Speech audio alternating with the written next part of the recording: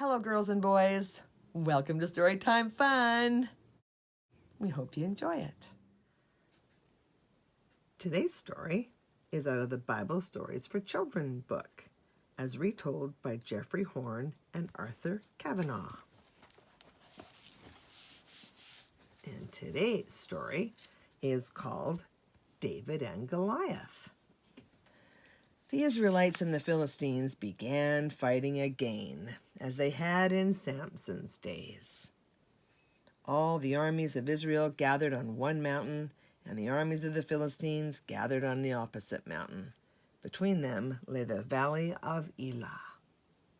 One morning, the strongest of the Philistines, a huge man named Goliath, came down into the valley.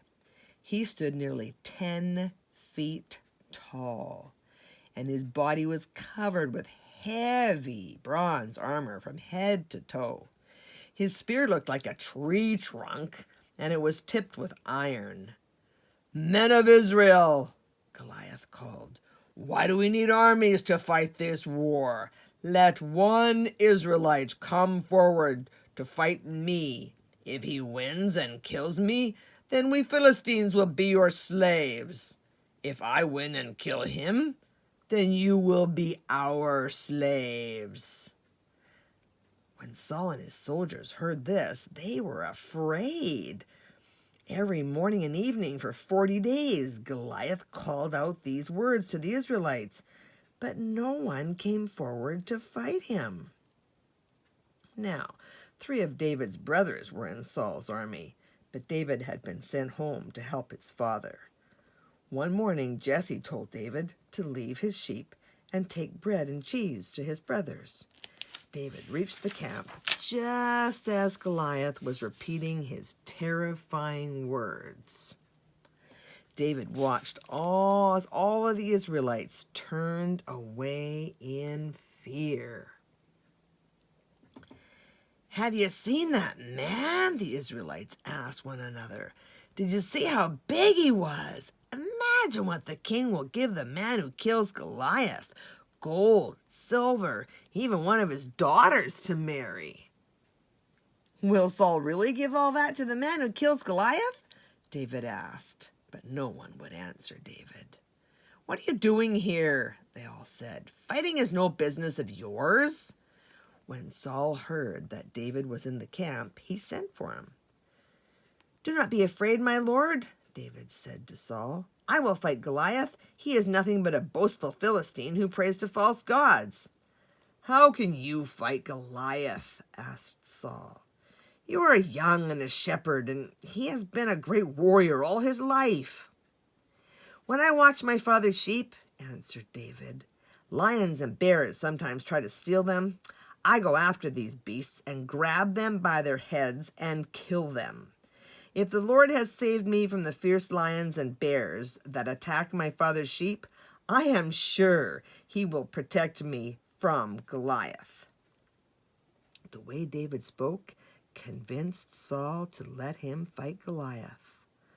"Go," he said, "and may the Lord be with you." Then Saul dressed David in his own armor and gave him his sword. "I cannot use these," said David. "They are uncomfortable." David took off the armor and picked 5 smooth stones from a brook. With these and his slingshot, David went out to meet Goliath. When Goliath saw David, the Philistine was disgusted. "Am I some kind of puppy that the Israelites sent out a boy with a stick to play with me?" And Goliath cursed David by all the gods of the Philistines. "You may have a sword and a shield," David answered, "but I have the Lord of Israel on my side.